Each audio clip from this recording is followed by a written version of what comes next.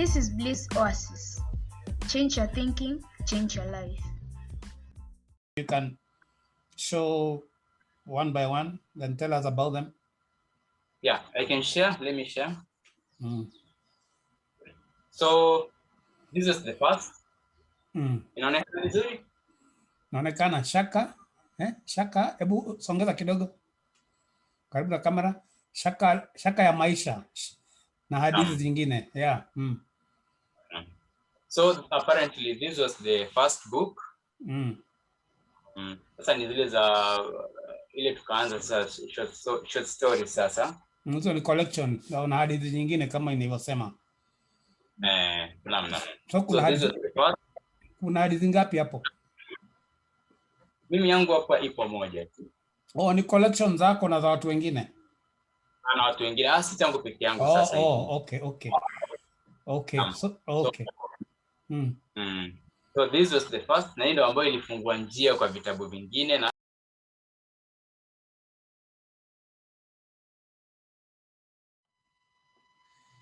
Welcome to Bliss Oasis Africa, where we bring you untold stories of different Kenyans, narrating their achievements, their challenges, and how they have overcome or done whatever they managed to do and how they're getting on with their lives.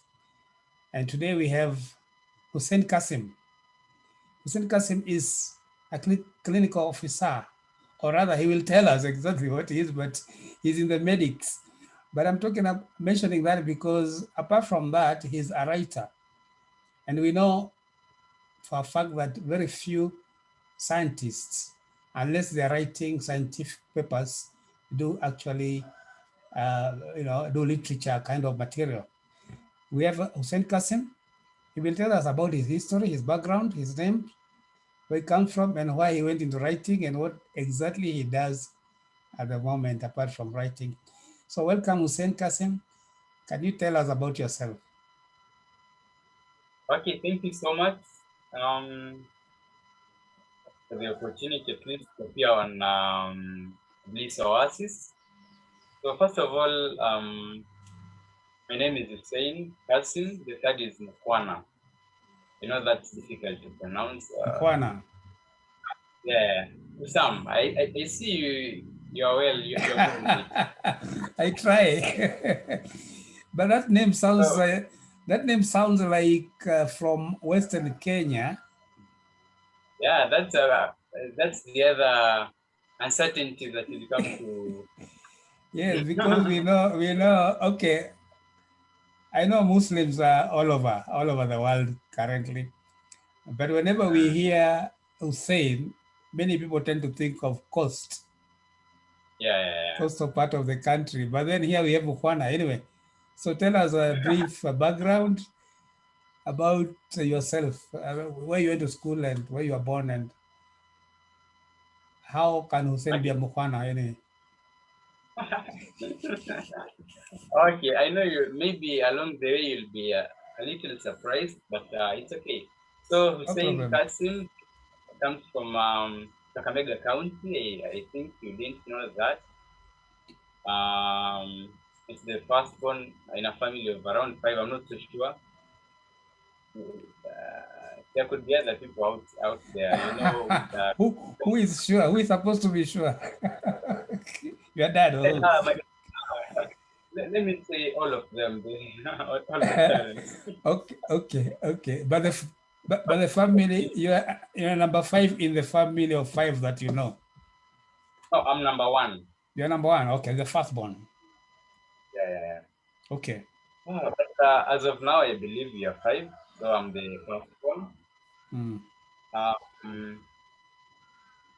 think with academics, I went to Technical University of Mombasa. That was between 2015 and 2019, where I studied community health, Bachelor of Science in Community Health. Graduated in 2019. That was in November. High school, went to 2 different schools. There is Mumias Boys Muslim, that is in Kakamega County. Then Laser Hill Academy, just down here in Ongata Rongai. Going back to primary school, another name that may be hard to pronounce to some people. I see you're trying. That was Ishakulo Primary. Can you try that? Ishakulu. Ishakulo. Ishiakulo, whatever. Inamaanisha nini hiyo? Sijui maana yake, lakini ni kijiji na ni shule ambayo imetoa watu wakubwa sana. Tutasema huko mbele tena. Ni sawa, ni sawa. So you started at Ishiakulo? Yeah, Ishiakulo Primary. That's where Hussein started his journey from primary going. Hata kuzaliwa ni hapo Ishiakulo. Okay. So I think kwanza chekechea, that is nursery school all the way to standard 8. Yeah. So that's basically that's the little bit part of it. About Hussein Kassim, my background. So after high school, not after high school, after college, most people will assume that we'll have to get into a field, specific fields. For example, as for me, yeah, maybe someone will just imagine that I'll go into the medical world and do things there. Maybe never come to the literary world.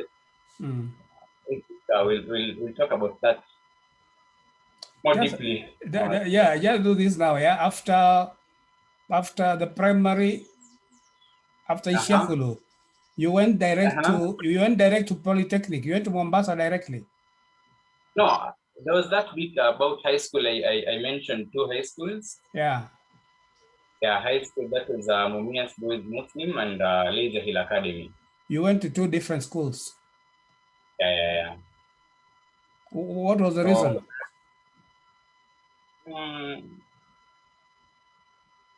I think changing environments. Who decided to change you? Or your parents? It was a mutual agreement. That was me and my parents. Then saving, it was first time I'm the one who demanded. Yeah. So I know I'm a community health officer as of now, but what defines me most is what I do most of the time, writing, and that is measuring in Swahili work. So that is what I think that it is because of this that I even came to meet the legendary Mr. Patrick Ngugi. And where did you meet him? That was very back. Was it in 2015, if I'm not wrong? And why do you call him legendary? Many reasons. Give us the reasons. First of all, I know he's been in the journalism world for quite so long. Number 2, he's a great author. Others, we know you. Okay. Ni sawa, lakini hebu niambie, before we go to your writing, passion. Did you get it?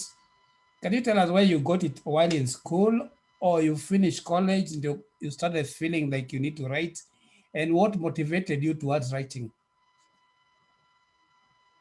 Hey, thank you. Actually, the writing part, the interest in writing, I think, if I'm not wrong, this one came at while still in primary school, around in standard 5 ama class 4 hapo hivyo. Ilikuja mapema sana.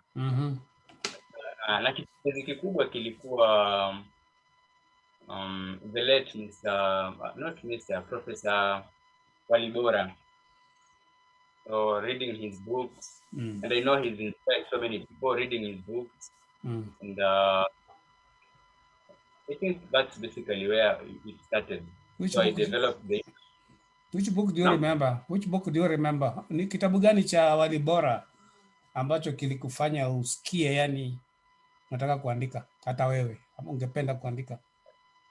There was a this one that I Siku think I njema? read it in class. You Was it get me? siku njema? Not at all. Yeah. Or There one was of this. No, I remember it. There is this book called Kufa Kuzikana. Kufa That was in Kuzikana. class 4. Oh. Way before, long before I even came to know of Siku Njema, I came to read Siku Njema while in class 6. Oh. Yeah, Baadaye. So that was Kufa Kuzikana. Then the same year I got to read another book called Almasi, Ndoto ya Almasi. From that, from the two books, I think the passion was just overwhelming, and it's gone that way, growing as I went to high school, to campus, and then it was full blast at in campus when I then met writers. One of whom I think you know so well, Uni and Babazi. So it was through Unia that I now realized I can do something, I can at least write and so on. So basically, that is it. So where did you meet Unia? Why? Where did you meet Unia and Bambazi? Yeah, so Unia, she was a campus mate. We were in TUM together, Technical University of Mombasa. And I think we happened to be in one of the platforms, Zatum. I can't remember which one. A WhatsApp platform. And she would share her blogs and everything. So there is a time when she shared about writers gathering and mentoring one another, and even just having fun. So that's when I hit her inbox. We did some chatting, and the first time I then got to meet her was at Swahili Port, Mombasa. And it was from that time I just saw myself as a writer. I went there. There were English writers, people who write in English. So I was the only person. Then, but before I even went there, I had inquired to know if I could be accommodated. You know, daily writers are not so many. So I asked her, kama kwa Kiswahili anaweza kubaliwa katika hili kundi la Kiingereza. All of them, I think there are about 15 people. All of them. Which group was this? That was, I think it's still there. Writers Guild Group, that is the Mombasa group now. Oh, the Mombasa group, yeah. Yeah, and at that time, Unia was the lead at that time. So, yeah, meeting her, and later on Fridays, meeting other people. There is another one.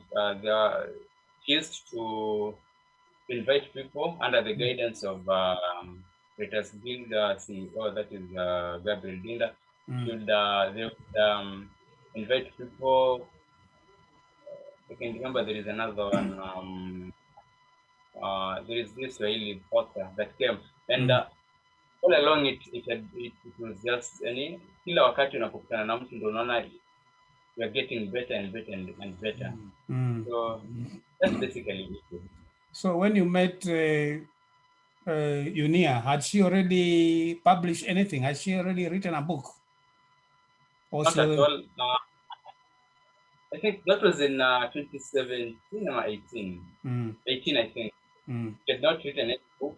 All she was doing was running a blog, and even posting on her Facebook, her poems. She was majorly in poetry. I think the other bit has just come up, resurfaced recently. Writing in prose. And then when you finished your course in Mombasa, you came to Nairobi? Yeah, so I finished in 2019, then came back to Nairobi. And interesting enough, A week later, after I came to Nairobi, she invited me to her book launch.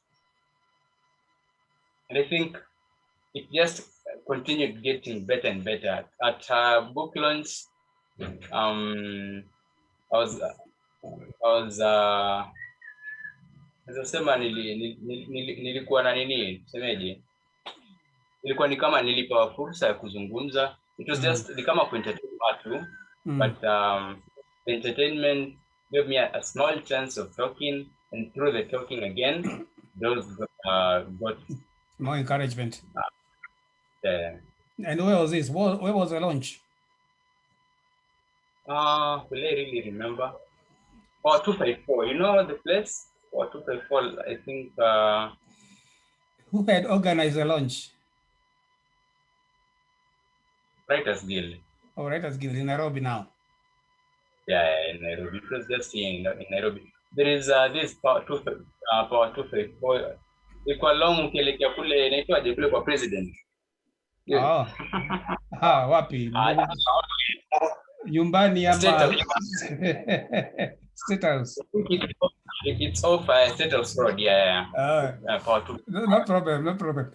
But I think it is after that we met, you and I and the other group met at Writers Guild at National Museum.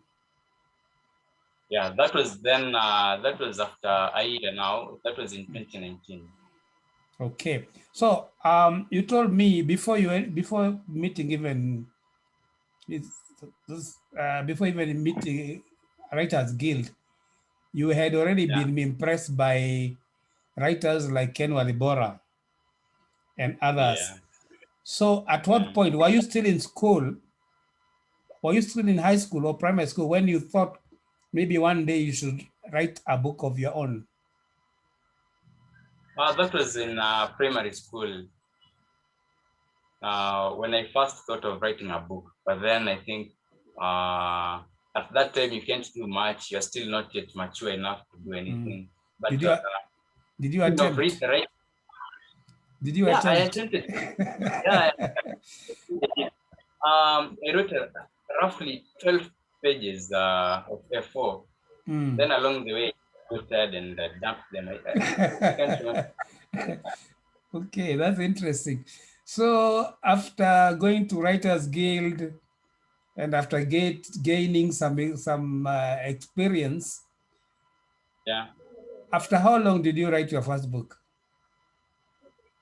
I'll talk of manuscript, not really a book first before I go to the book. Many years later, while in campus, around 2016, that's when I wrote, I did a manuscript around 110 pages. I was so serious. Was it was it handwritten? Not it was unwritten. Then you had it typed. Yeah, I typed it. So I did this because of a competition. So so it didn't get results, but I think that was a great motivation. I did it. If at all get a chance to think about the book again and maybe correct here and there, I may publish. So you wrote how many pages? With that one, that was the book was the manuscript had about 110 pages. 110. 110, and that is rough. I can't remember the number of words. Okay, and that one was, you entered that one into the competition. Yeah. But unfortunately, it doesn't matter, but you entered it there. Yeah, I entered it there, yeah. You did not get anything out of it. Nothing. So what happened? What happened to that manuscript later? You kept it away, or did you develop it further? I never. I developed it. I think 6 months later. Made it a little better. Then again, I dumped it. I just sent it to one of my emails. I have around 3. Sent it to one. Then I've never gotten back to it until now. Okay. I know a time will come. Yeah. So what was the story about? Or you also dumped the idea, you don't remember? No, I remember. And that's why, All right. that's one of the reasons that made me dump the book for now. I believe Yeah. its time will come. It was a story, the storyline was about myself. And even up to now, I still believe it's not a time to write anything about myself. So that's why I think I dumped it somewhere. So was it a biography? Were you trying to write a biography, or was it just what? Not really a biography. I think because of Walibora'S Sikunjema, I was trying to go that way as at that time. Yani nile ambayo najiweka kama mhusika mkuu, the main character, then I write about myself. Doesn't mean that... but it's fiction. It was fiction anyway. No, fiction and truth. Real life. Yeah, real life. Hapa na pale, just mixed. Yeah. But maybe one of the reasons, you may correct me if I'm wrong, but maybe one of the reasons was that you are trying to write like Ken Walibora. Yeah, I think that's the other reason. Not like Ken Walibora, but so much like Ken Walibora. What is the difference? You get me? It's like... There's no difference. A little different. So yani ni kama mbele nilikuwa nimepata karibu kila kitu. Nilikuwa nataka at least pia mimi I do something that will hit, but unfortunately I came to... the same as he had hit, but not the same style. Not the same, almost the same style, but a different storyline now. So it is not possible. Yeah. It is not possible. You should find your own. You should find your own way of writing. Yeah, that's the other reason that made me again dump the book, because I saw I'm doing this on like Walibora, and then I know there are so many people that are trying to do this, and that is that's so bad. So what part of the reasons, this is one. The other one is because I was majoring on my storyline. The storyline was myself. So these are the reasons why I had to dump it a little and do other things. Writing about what do you say about yourself? I think you mean writing in the first person. Yeah, it's in the first person, which is okay. Which is okay. And writing, writing. There is something that you're not getting. Yeah. You don't go to sorry. No problem. Yeah, it's in first person, yes. But then most of the things I was, it's like a biography. But you are writing about real experiences. Yeah, real experiences plus a little fiction here and there. And these real experiences are experiences gained by you. Yeah, by Hussein. Yes, that can be fictionalized, as you are doing. Yeah, which there's nothing wrong with that. There's nothing wrong with that. The only problem is trying to copy somebody's style of writing. Yeah, and that's very bad. Yes, you can never do that. You can't. I mean, he's original, so you should also be. If I have to write, I have to be original. Sindio. You have to be Patrick Ngugi. Yes, I can learn how Kassim writes and admire and borrow a few ideas, but I cannot write like him. Hapo tumekubaliana, sindio? So so you dumped that material. After that, what else did you do? I mean, what was the next project? So after that, that was in 2016 when I did the manuscript. So I'll say maybe I had to relax, read more, get more experience, learn a lot. So that I think that was back in last year now. That's when that is 2020. Yeah, last year, that's when I decided to now write. But again, I did not do it alone. I had to get the help of other friends, because when you're starting, you still do not have that muscle. So you have to gather, and the first thing that these first starters do is start with the anthologies. If you like the short story anthologies, poetry anthologies.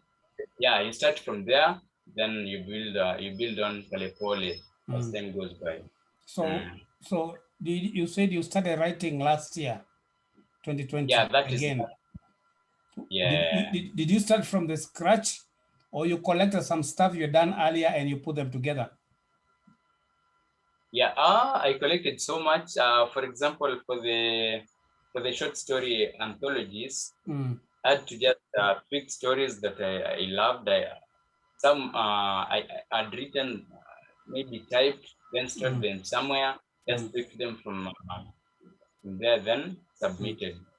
But again, there are those that I had to write, just write. Yeah. Okay, so you said you are what, a community health officer? Yeah, community health officer. Where? There is a hospital near here. It's called Madare North. Sub county manini. Forever. Sorry for yeah.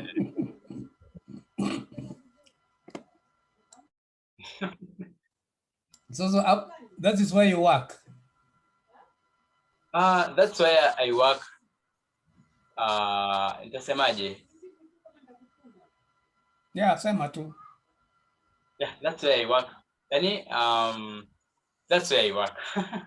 You know, you don't have to explain. Just say that's where you work. Sindio? You work. That is where you earn. That's where you earn your living. Yeah, that's where I get my bread. So, what time do you write? When do you get the time? Are you still writing? Yeah, I still write. So when do you get the time? Mostly I have to find time mostly in the morning, because jioni unaporudi, you're so tired, worn out. Most of the time you just have to wake up early and write. And the other big chance that I use is over the weekends. That's when I'm very free to do anything. So when you say you wake up early, how early do you wake up? Good question. That is 4:30, and I use around an hour to do something. If I'm not writing, yeah, 1 hour. So that by 5:30 maybe we are praying, and there I prepare and go to work. So do you do that every day? Not really every day.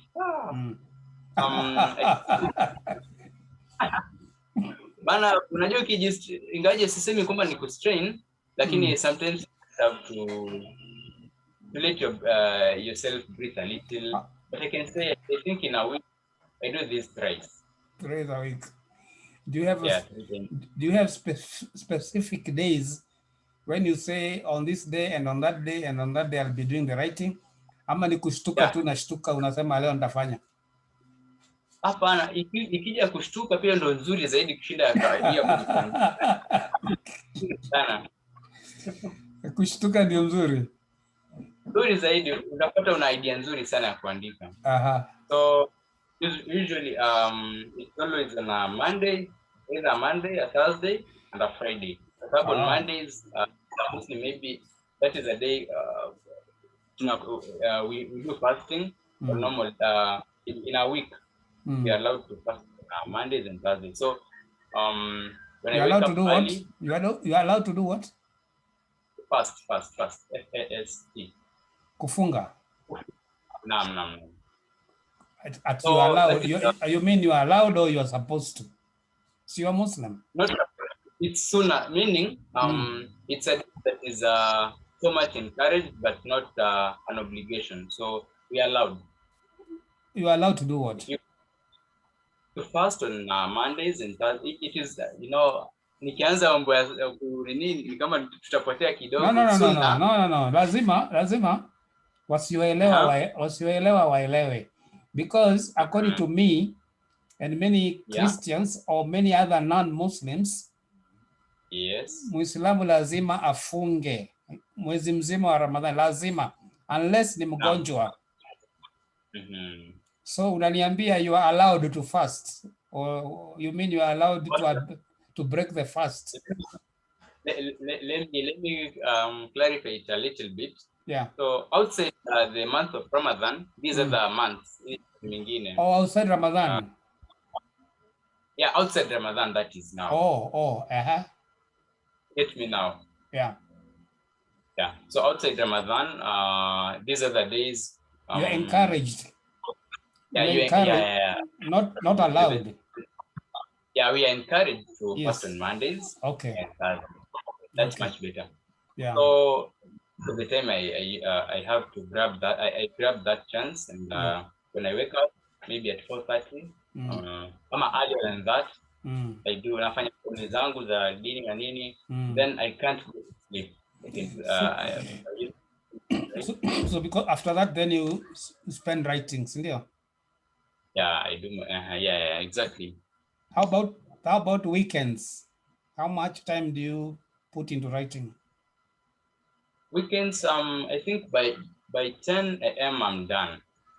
Siamki mapema sasa hiyo sana, naamka 5:30 na natafuta swali mambo mengine kidogo. Then nikipata time hapo ukinywa chai unaandika from 10 biashara sasa. Sasa kitu kingine.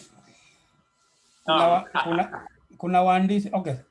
Nataka utupatie mawaidha. Kuna waandishi wengine ama what we call budding writers, or people who want to write. Yeah.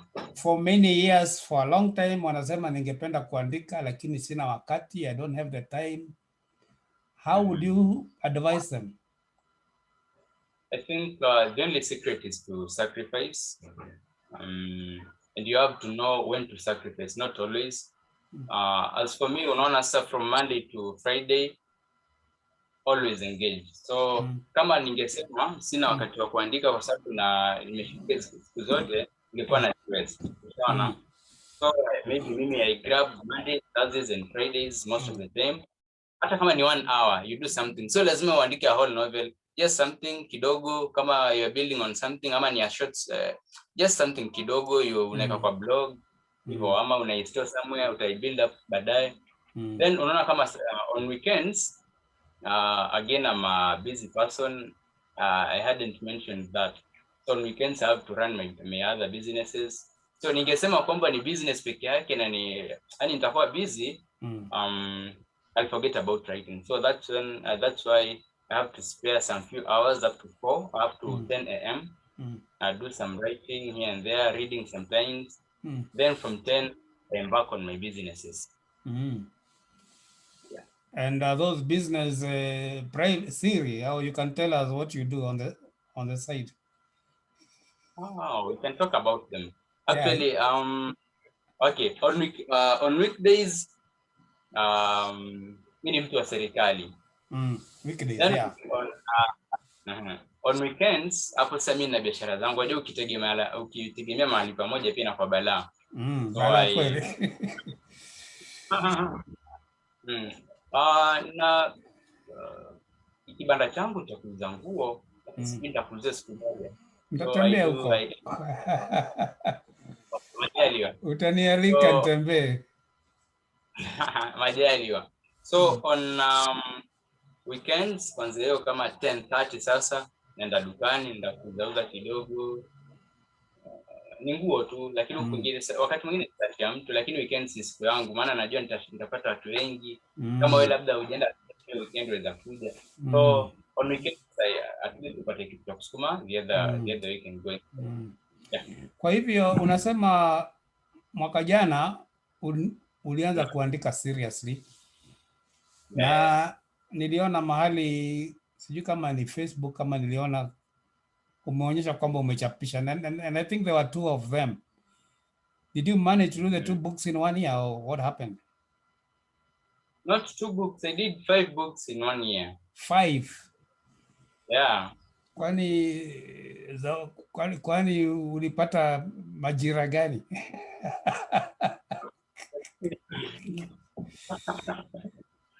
I think kwa sababu pia aitwaje ya hiyo chance kulipokuja kuwa na corona, kwa na lockdown, that's when I got enough time to do my things. I think that was a very determining time for me. I did so much during that time. So it was a blessing in disguise for the corona sure. coming. So can you show us, do you have some of them or all the book, all the titles there? Maybe you can show one by one, then tell us about them. Yeah, I can share. Let me share. So this is the first. Inaonekana vizuri? Inaonekana Shaka. Shaka, hebu songeza kidogo. Karibu na kamera. Shaka ya maisha na hadithi zingine. Yeah. So apparently this was the first book.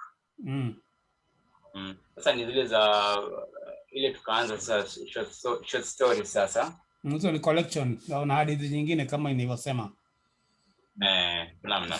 So kuna hadithi ngapi hapo? Mimi yangu hapa ipo moja tu. Oh, ni collection zako na za watu wengine? Na watu wengine. Si tangu peke yangu sasa hivi. Okay. So, okay. So this was the first, na ndio ambayo ilifungua njia kwa vitabu vingine na hata pia kanipa nguvu. So Shaka ya maisha. So ilichapishwa na nani? Ulichapisha mwenyewe? It was self-published by the Writer's Pen lakini.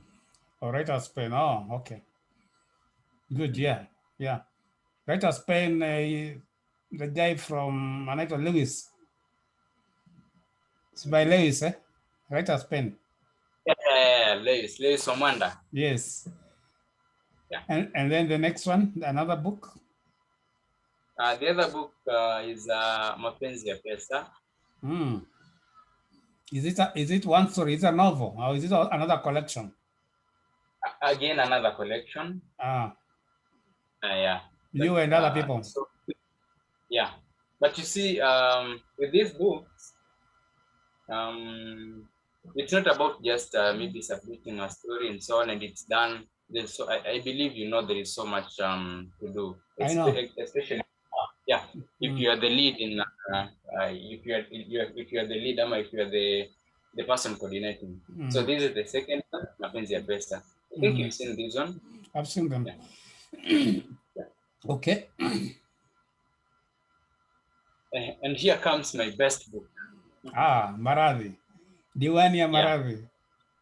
DIWANI YA MARADHI. Why do you say it's your best? It's my best because I'm a community health officer and this is Maradhi. I think unapata. Yeah, nashikanisha hata naona virus hapo. Naona corona. Hebu tuambie juu ya hiki kitabu. Sasa hiki it was my idea. Mimi mwenyewe niko katika hii sekta ya afya. Sasa nikaona ni grab your chance. Nikapata waandishi ambao, so this is a poetry anthology. Washairi wazuri across the country. So tukafanya kitabu. Wengine na mashairi mawili, matatu, manne kuendelea hivyo. So I did this and it's about the diseases. You get for example like malaria. We go deep. We explain the same things that that people want to know about these things. For instance, causes, prevention, and treatment, and so on. So we do all that in just a single poem, so that mtu asichoke kusoma. Inaandikwa kwa mfano ugonjwa unaletwa na nini, unaweza kuzuiliwa vipi. Lakini kuna mawaidha ndani. If this was to be written in prose, ingekuwa vigumu sana because ukienda tunasoma about malaria peke yake, you'll sleep along the way. So you'll get malaria and sleep. Yeah, you just sleep. So we had to make it poetic. Yeah. Yes. And the book has roughly 47 poems about 47. diseases. So understand that the 47 are different diseases. Okay. Looks like a disease for each county. Ama nini? Perfect. Anyway, it's just a coincidence of a number of counties and the diseases. A perfect coincidence. But Yeah. I really love this book, and I wish maybe in future labda itasaidia mtu maybe ama sijui Mungu anajua mipango yake. Kweli. Kingine? Done with that one. There is another one here. Makovu ya Moyoni na hadithi nyingine. Makovu. Okay. Yeah. So most of them are just anthologies. All of them. So yeah, all of them I may say. So there are 5. They are all 5, yeah? Yeah, they are. So, yeah, this is now the passion. This is an watoto. I know your passion for children literature. So this is the only one that you did. I have a wide range. From children to adults. So it depends on the mood. So tell me, all these 5, these are the 5 books that you did you helped kind of compile last year. Yeah. Okay. The whole of last. And how are you marketing them? Because I know when you do self-publishing, marketing also can be a challenge.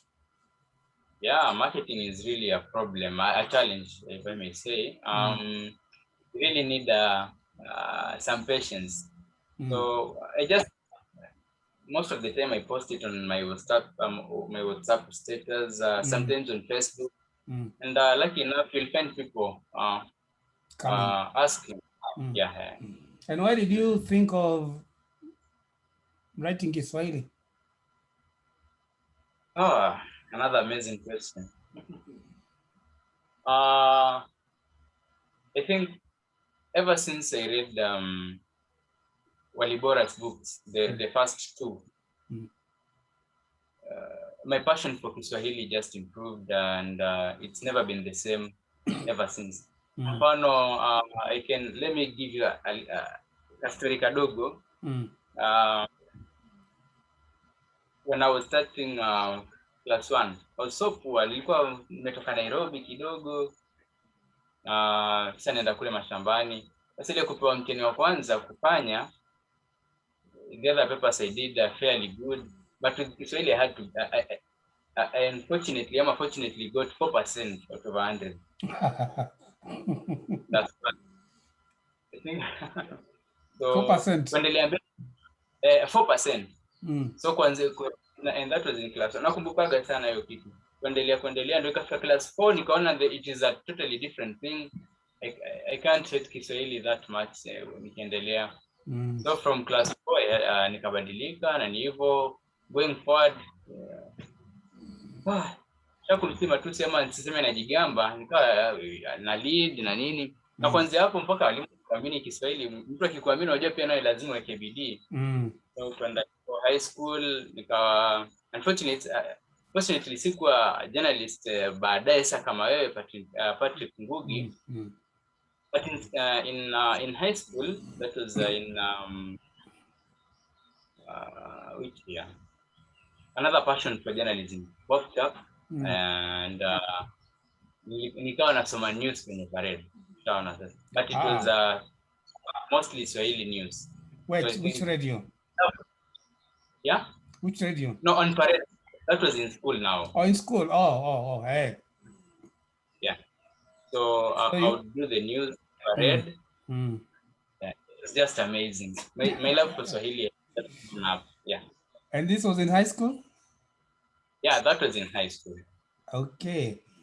And you know, something good about Kiswahili, which maybe many people are not aware, is that if you have a good book in Kiswahili, it could sell more. It could sell more not only in Kenya but also in East Africa. Yeah. East Africa, Central Africa, because those are all Kiswahili-speaking countries. You know, the market is there. So you have done a collection, anthologies. When are we reading a full novel from you? Not yet a novel, but coming soon, a novella. A novella? Yeah. Something you're in the process of writing? Yeah, something that I wake up to every day Yeah, that's what we are waiting for now. Okay, and briefly, what is it about? Is it romance? Is it crime? Is it what? Is it Kiswahili, first of all? It must be Kiswahili. Of course, it must be. So it's Kiswahili, of course. Want me to share a little bit about just a bit, yeah. Don't give everything to some baadaye. So the novella is about lives of mad. Especially kutumia the word mad. Instead of mad, which other word can we use? Mentally challenged. Yeah, maybe. Mentally challenged. So yeah, it's the story. That's the storyline. Yeah, I know there are so many people who see these people out there. Unamwona mwenda wazimu. Pia sipendi kuita wenda wazimu. Wehu ama yeah. I think the book inakataza maneno usimwite hivi, mwite hivi. So that guy is suffering is under mental depression or something?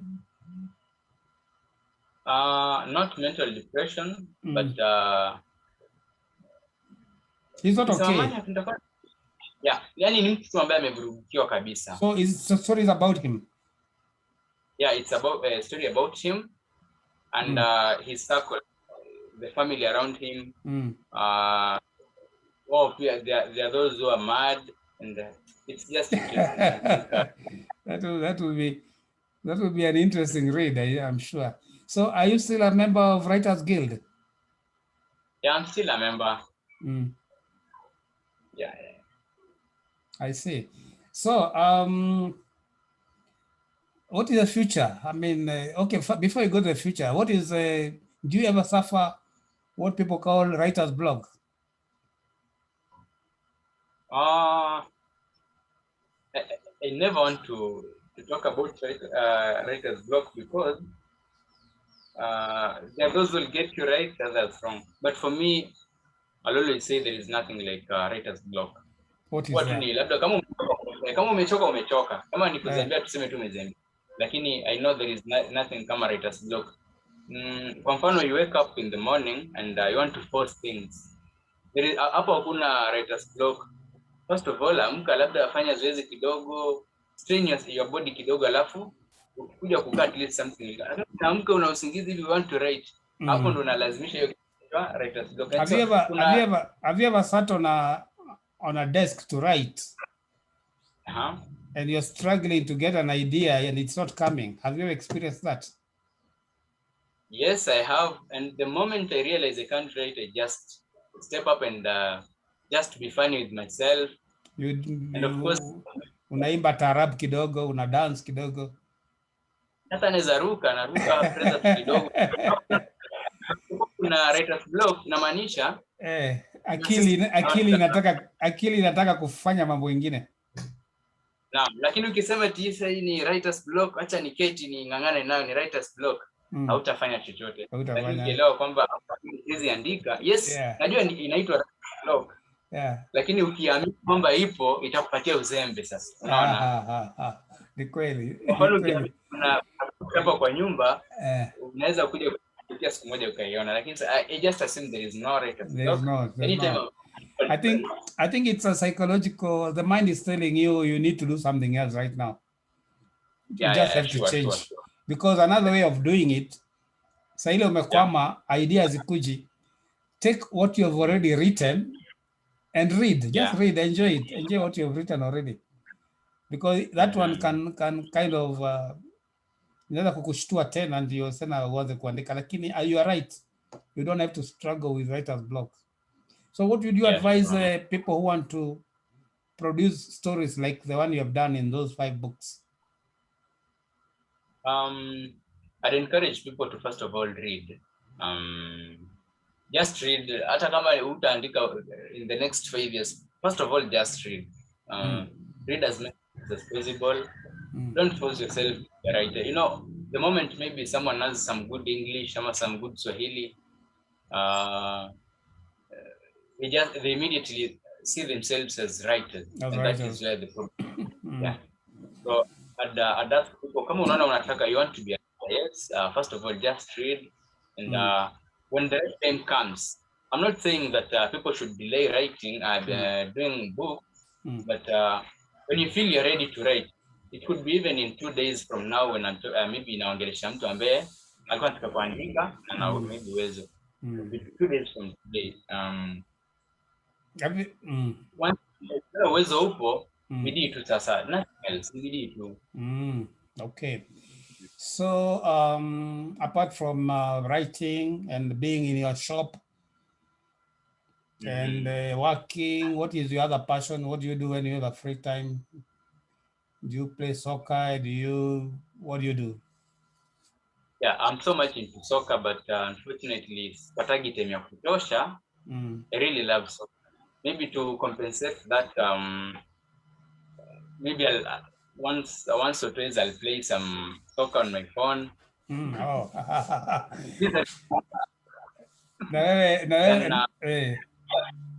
Yeah, and I'm a very big football fan, soccer fan. So I think inanisaidia kutuliza makali yangu wa mpira. But as for now, I think I do not have enough time. Ni Man U ama ni Arsenal? Manchester bana. Wazi. Tutapigwa. Sisi wale wabaya. Sawa. So nimeshukuru sana Kassim. Asante sana kwa kuja Bliss Oasis.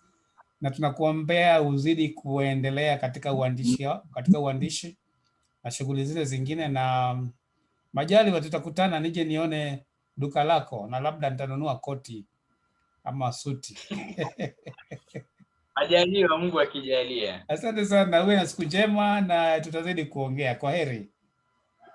Sawa sana bingwa Patrick. Nashukuru sana kwa fursa hii, angalau pia nimeweza kwa kuongea hivi, pia hata kuna kitu nimepata naweza andika niseme hata kama ni line 2 ya misali miwili, sema kwamba niliongea na labda kuna mawazo mawili yakatokezea, ila nashukuru, cha msingi ni kwamba nashukuru kwa fursa hii.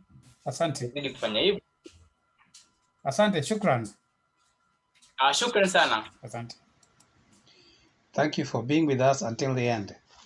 Bliss Oasis Africa offers the following services: counseling and life coaching, mentorship in creative writing, publishing and consultancy, website development and digital marketing. Please visit us at our website www.blissoasis.co.ke for more information. You can also call or send us a WhatsApp message on 0722 563 544. Thank you.